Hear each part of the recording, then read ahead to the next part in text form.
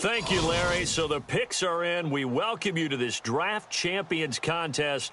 I'm Brandon Gaudin along with Charles Davis, ready to call the action. And let's get to it. Down to the field. It's time for kickoff.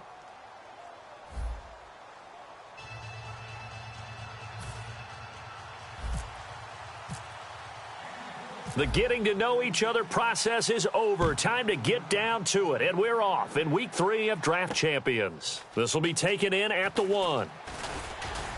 And he'll be brought down at the 23, make it the 24-yard line.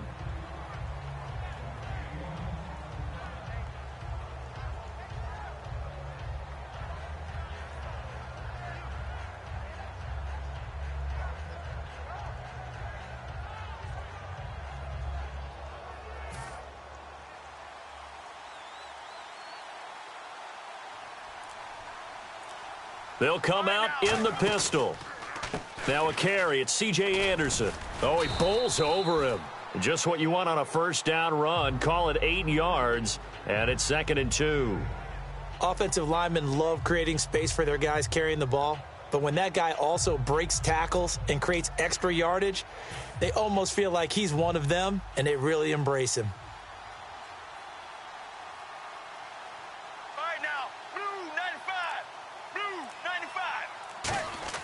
On 2nd down, here's Palmer. And the Niners get there and bring him down. They dial up the corner blitz that time, and it delivers to the tune of a 9-yard loss. The game plan for any defense is finding ways to make a quarterback uncomfortable in the pocket. When you bring pressure from all angles, you never know who's going to get home. In this case, the left cornerback, right in the face of him, puts him down. And defensively, a dime look here. 6 DBs on 3rd and 12. No surprise at all. On 3rd down, Palmer. And he's got his target. That's Moore. And he's brought down after a good gain. A good pickup there, a 22. He's such a good route runner. Shows it there on 3rd down. Very proficient and a good pass. And you know what I've observed over the years in the NFL? The better a route runner you are, the more confidence your guy's going to have in you to go to you in important times because he can trust you being in the right spot, and they connected there and picked up a first down. Tim Brown, the intended target, and that'll bring up 2nd down. It's a tried-and-true formula, and I don't think it'll change for as long as we play football. If someone's trying to throw the ball and you can put pressure on them and make it tough, that's only going to help your defense. Yeah, he's since being hurried. He got rid of it before taking the hit, but incomplete. And that one got tipped, kind of threw everything off. It brings up 3rd. Anytime a ball's thrown in the middle of the field and it's popped up in the air, I expect someone to catch. It doesn't matter whether it's offense or defense because there's usually a great amount of bodies in that part of the field. In this case, no one came up with it. Here's Palmer. He's going to go for a big play downfield. A 50-50 ball here, and it's intercepted. It's the former Seahawk, Richard Sherman. And his guys are going to get the football at the 23-yard line. And now the 49er offense ready to go and getting back out onto the field.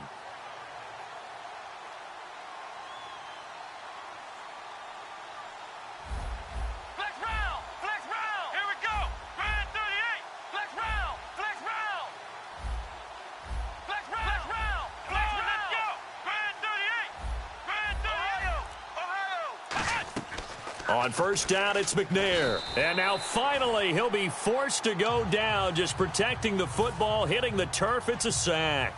I think the easy analysis is that he had nowhere to go with the football. But he held on to it for so long, didn't get rid of it, and then just gave up. Yeah, the coverage was good downfield, no doubt. But if you're going to hold on to the ball that long and then just cradle it, you're right, it felt like he gave up a little bit. If you're going to do that, do it early. Get the play over with. Don't wait that long and then give up. Your guys expect you to try and make a play. He can run for it, and he will. Call it no gain there, and it leads to a 4th down. They're indeed going for it as they look to throw. And he's got Moncrief. That'll be a gain of 15 yards. And they're able to pick up the conversion here on 4th down. Now McNair looking for a 1st down throw. And no escaping this time as he'll go down. They got him for a sack. Pernell McPhee from his outside linebacker spot. He comes up to drop him for a loss of 10. Let's go. On second down, McNair. Buying time to his left. This is Shepard on the catch. Only 3 yards on the catch. It's third down. And, boy, they had high praise for this rookie receiver when we asked the coaches about him, didn't they? They certainly did, and obviously they liked his measurables. Otherwise, they wouldn't have brought him onto the team. Height, weight, speed, all of that. But how about what they really said? Competitiveness. That's what they really liked about him. The way he goes after the football, competes for it, and decides when it's in the air, it's his and only his. Well, it's not going to be a first down, but that's a nice job of picking up yardage on 3rd and long. Sometimes you just have to take what the defense gives you. And in this case, it wasn't enough to pick up the first down.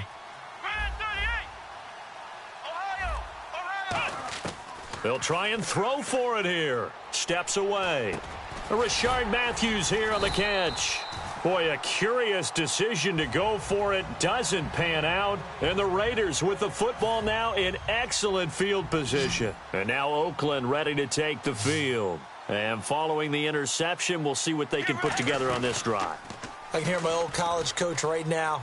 He always used to tell us before every game, the team making the fewest mistakes will win. What they're hoping is that last mistake is their only one of the game. Coaches, that's all they talk about, turnovers, right? Minimizing those and maximizing opportunities. 2nd and 10. It's Palmer again.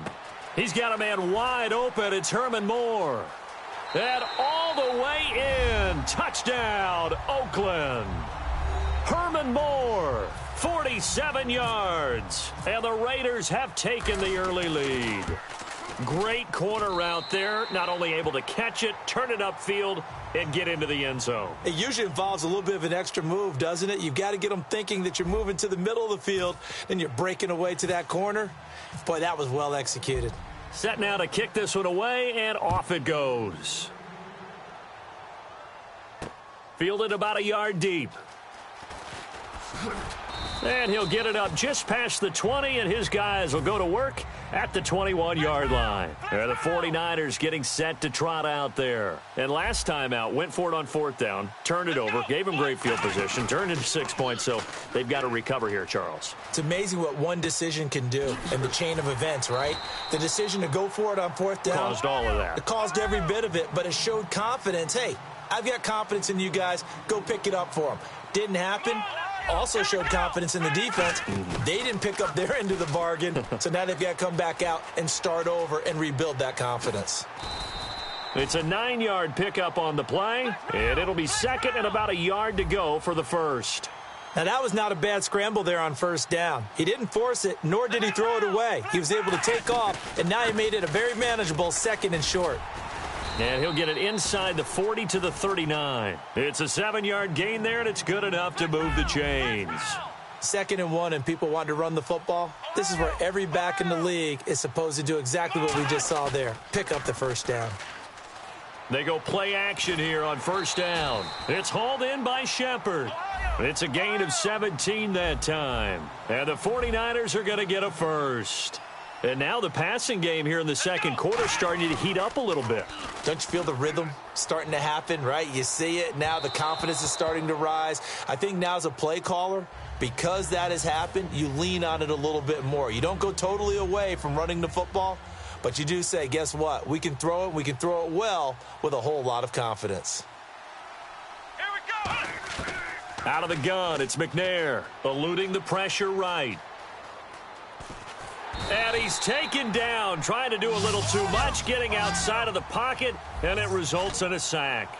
Well, this has been a pretty sizable drive. They've had some success. Finally, the defensive coordinator found some success of his own. I think he just simply said enough of that. Okay, they've moved the ball well. We need to force the issue from our end, and that's exactly what he did. He was looking for Dante Moncrief that time, and it's 4th down. After all the preparation, all the practice, a play like that will absolutely break your heart. They had everything they wanted, just unable to complete it. In the end zone, a big-time drop. From the gun, here's McNair. And it is incomplete. Boy, it looked like he had it and dropped it. And the Raider D, they get the football back. The Raiders offense now, they trot back out, and they will simply, Charles, be looking to duplicate what they did last drive when they were able to push it in for 6. And they hope it'll be that easy, right? To be able to take exactly what happened before, replicate it. They may have to make a few additional changes along the way because I'm sure the defense will make some adjustments, but they've got to have great confidence having scored the last time out. Brief break in the action here. Back with more after this. So now 11 yards to go for this offensive unit. It's 2nd down. On 2nd down, Palmer. And he takes a shot on the release as this will be incomplete. Vance McDonald, the tight end, was the target. And now it's 3rd down. When defenses get to the quarterback that quickly, a lot of times it's called a jailbreak. It wasn't quite that fast, but fast enough that he had no time to look downfield and set himself to throw the ball. And as he tried to do that, he was hit, and it forced an incompletion. It's a gain of just 3, and the offense likely going to yield to the punting unit here on 4th down. So on 4th down, on is the punter, Pat O'Donnell, to kick it away.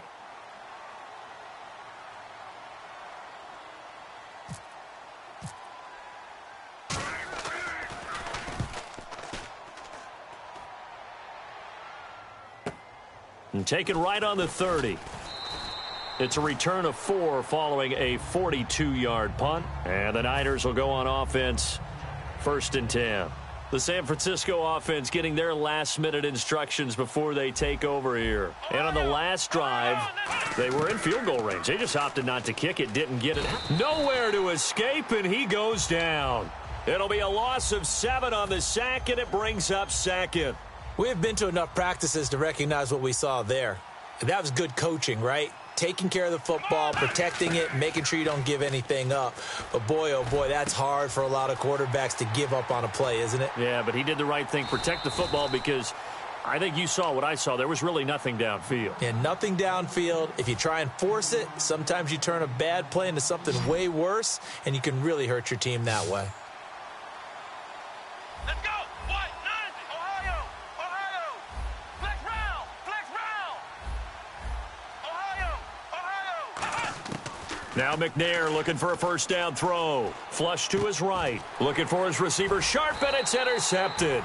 A great read, and it's picked off. And they will take over at the 29-yard line. Now the Oakland offense heading back onto the field to take over. And we'll see how this is played. Offensively, they've got the lead. Not a whole lot of time left. What do you think, Charles? Well, it's tempting to try and add to your lead, but a mistake there, that can change things in a big way. I say go ahead, take the knee, get on out for the half. Benardrick McKinney there to make the stop. Partner, you know I love to point out when teams break tendency and do something a little bit different from the norm. But when you run the ball in the first play of the drive, that's not a tendency breaker at all. That's just trying to establish yourself as you move forward. To the right side, and he's got more complete. They give him 13 yards there on the play and a fresh set of downs. So how do you beat man coverage? First of all, you want to be a superior receiver, but you know something, that guy who's covering you, he's usually pretty good too. So the corner route is usually a great spot to get it done. 1st down. Here's the run with Anderson. And he was able to shed the tackle, but the reserves come in for the stop. Now whistles come in. We're going to get a timeout here by the offense. So as they take it over, we step aside. Get ready. Final play of the half. It's Palmer. He's going to go down. Couldn't get a throw off with the pressure. Maybe that was for the best, as that brings us to the end of this first half of play.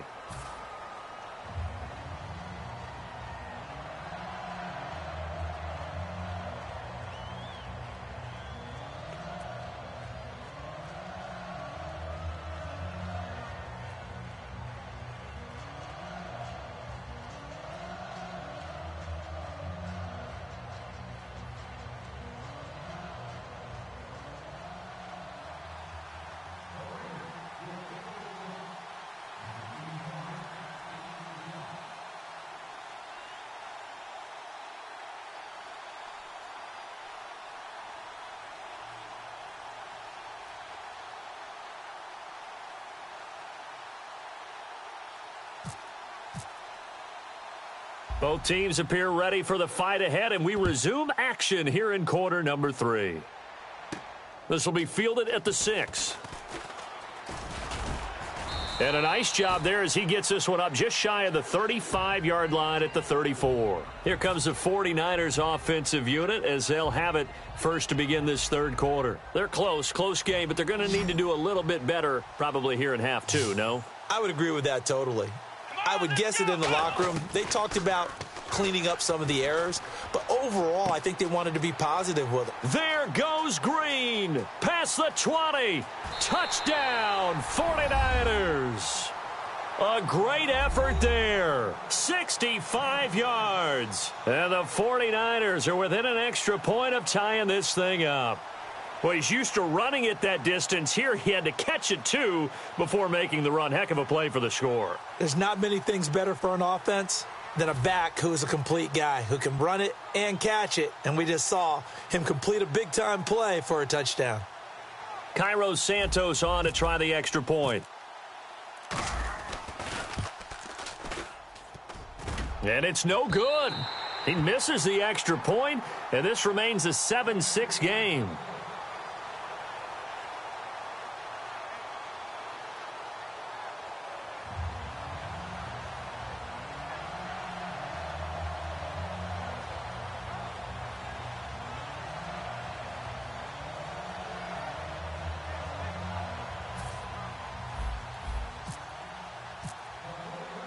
Now, after the touchdown, here's Santos to kick this one away. Fielded about a yard deep. And he'll take this across the 25, couple extra yards up to the 27-yard line. So here comes the Raiders offense getting ready for their first possession of the second half.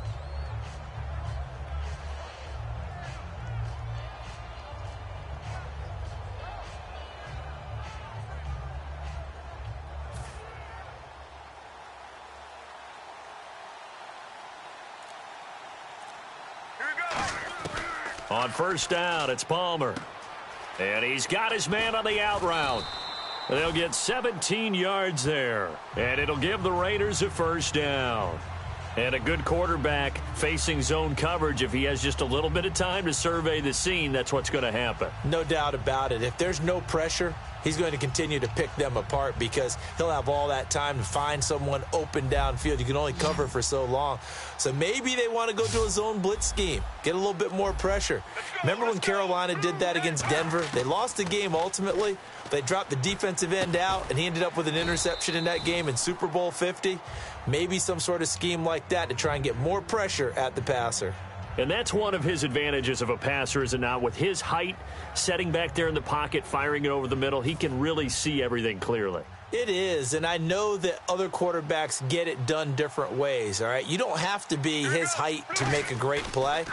But what he does is he takes away having to make those slide steps in the pocket to find angles to throw the ball through. He just throws right over the top of it because he can see everything, and sometimes that saves time and gets the ball to a receiver quicker. Looks like a nickel set here defensively on 3rd and 2. Yeah, maybe expecting a throw. Surveying the field. He dropped it. Couldn't hang on in the end zone. So no 6 points, incomplete. Here's Pat O'Donnell now. And now the 49ers signal for a timeout defensively. It's just their first, so 2 remaining as they burn one here in this third quarter. I guess you don't wear a Super Bowl ring without taking some chances. Gary Kubiak going for it on 4th down. Let's go. 4th down. Here's Palmer. They'll roll him out right. A dump off to Anderson. Gary Kubiak's guys denied on 4th down. And this defense is going to get the football back near midfield, right at the 48.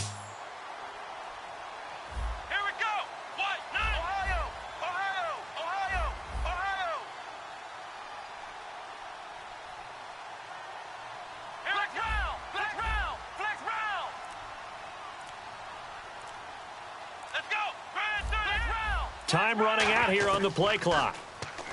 McNair. And now this is intercepted. My goodness. A great read, and it's picked.